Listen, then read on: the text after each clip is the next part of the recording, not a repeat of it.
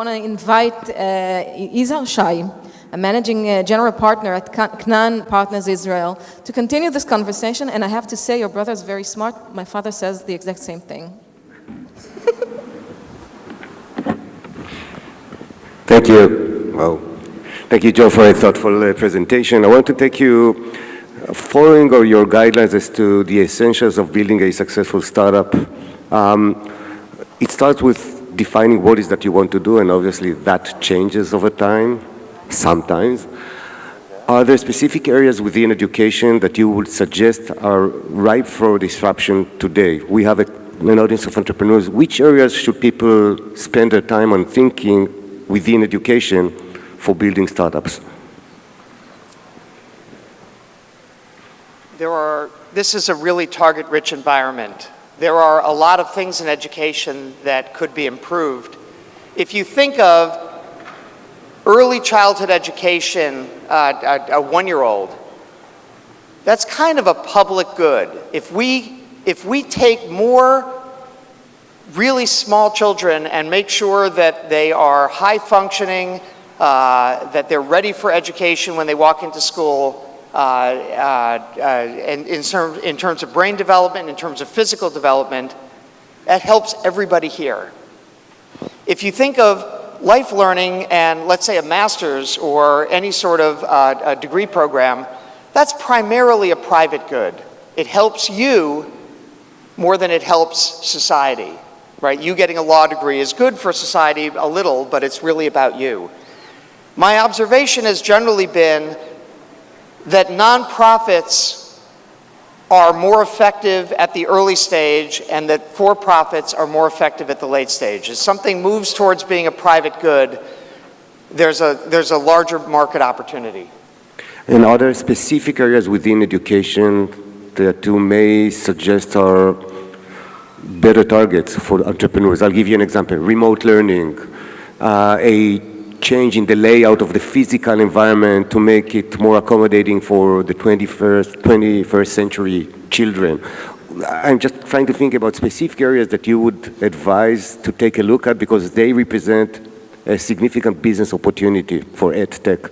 I think in each space there are opportunities. I mean, even early childhood, there are within the US 3 very large networks of preschools that are reinventing preschool.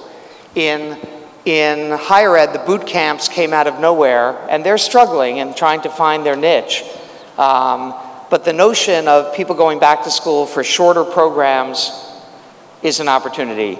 As we learn more about how the brain functions and what learning differences really look like neurologically, the opportunity to help students in general learn more effectively, I think there's going to be some tremendous opportunities there.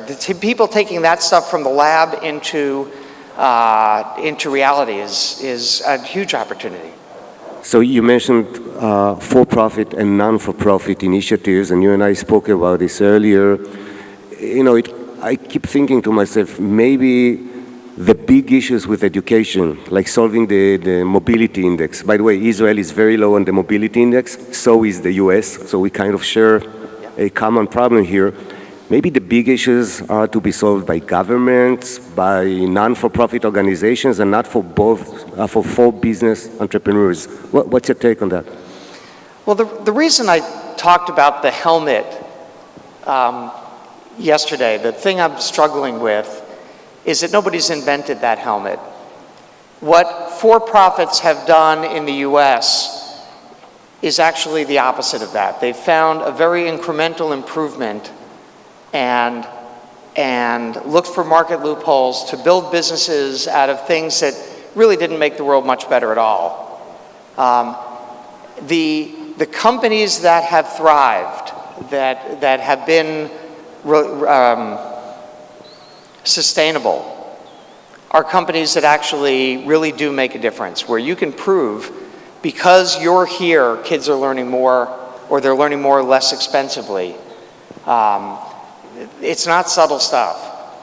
Yeah, it's not, and because we are here in Israel, and you made it all the way, flying from the East Coast to Tel Aviv here, and thank you for making that effort.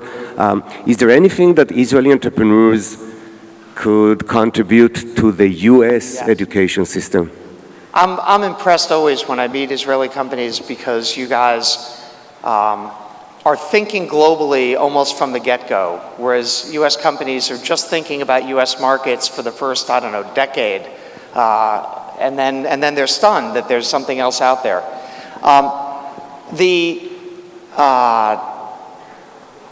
problems in the U.S. from an education point of view are very similar to the problems here. And almost everything I've seen out there has resonant markets in both countries.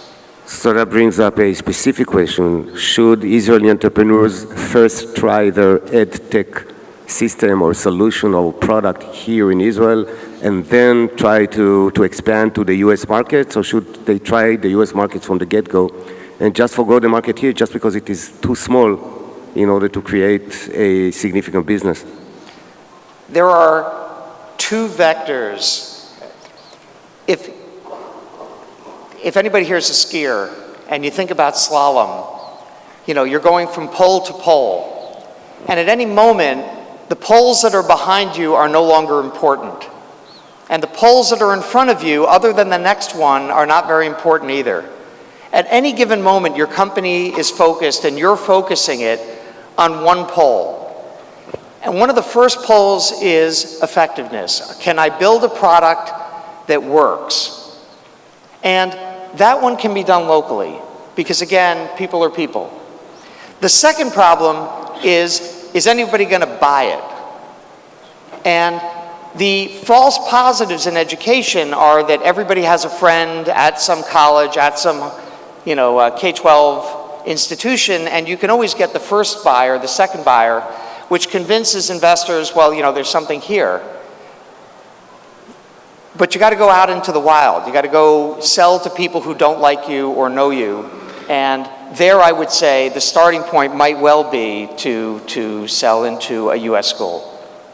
Interesting. So I want to ask you to lead by example, which means I'm going to ask you some personal questions. You have been and you are a successful entrepreneur within EdTech. You have created successful businesses around education themes, and you could have done anything else. What brought you to education? Why education for your business career? Probably for the same reason a lot of you are here. Once you get involved in education, it really is an interesting space. You do feel like you can make a difference.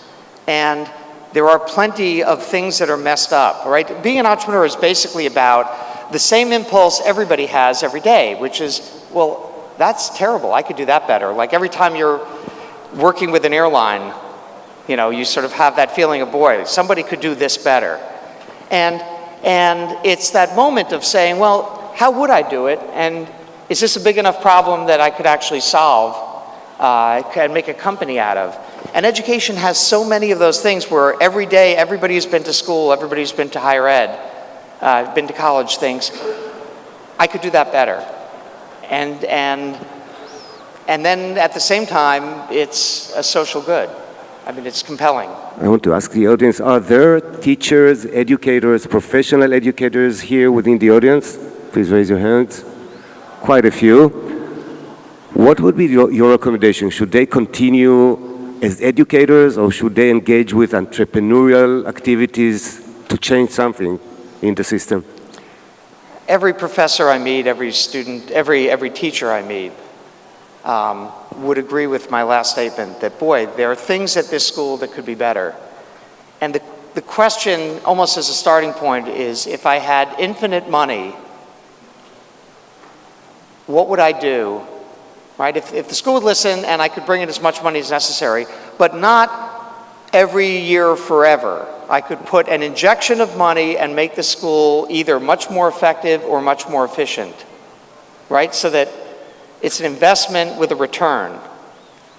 The answer might be that I could raise public money for it, or I could raise philanthropic money, but in some cases, it might well be that there are companies out there that could be a terrific way to bridge that. And that nexus of like bringing in somebody to help you solve a problem. You as someone who knows what the problem is, has an idea about the solution, but you need the capital and you need the kind of tech muscle. So John, what was your worst decision as a EdTech entrepreneur? I left my last two companies and handpicked my successor. And the first guy I really trusted and stayed as an investor in the company, and he took it to zero. And the second guy I really didn't trust because he's not trustworthy, but he's taken the company to $5 billion in value. So I'm 0 for 2 in terms of my exits. Let's see what happens in the next one. What was your best decision? I have hired a lot of really good people. And any one of those decisions I could point to and say, that was a critical decision. It is all about the people you bring around you. So the human factor, it goes back to basics. This is not about technology, this is about people, and how do you engage with the right people for your business, for your venture, for anything else that you may want to do. Yeah, I couldn't stress strongly enough. I mean, the notion of people around you who bring strengths that you don't, complement you, and with an E, and investors who understand what you're trying to do and are collaborators is everything. So within our last 45 seconds, your most significant tip or tips for the Israeli entrepreneurs here who are about to embark on their EdTech dream? Well, I gave all of those, and that's kind of all I got. But of any of them, the one I would stress is there's a vision you have as to what the world should look like, that you're not making a widget, you're building a solution. And people, think about an iPhone, it is a complete, compelling solution. And if you think only in terms of I'm making a piece of a puzzle, the value is in the guy who builds the puzzle. So in any of these sectors, whether it's building a new K-12 school system or building K-12 schools in some cases, or building online programs, whatever it is, you really have to have a vision for when we win, this is what the world looks like and it's better. And that coherent vision is, I think, sometimes difficult to sort of coalesce, but it's where the value is and it's also where the profit is. John Katzman, serial entrepreneur, successful entrepreneur, thank you very much for your tips and advice.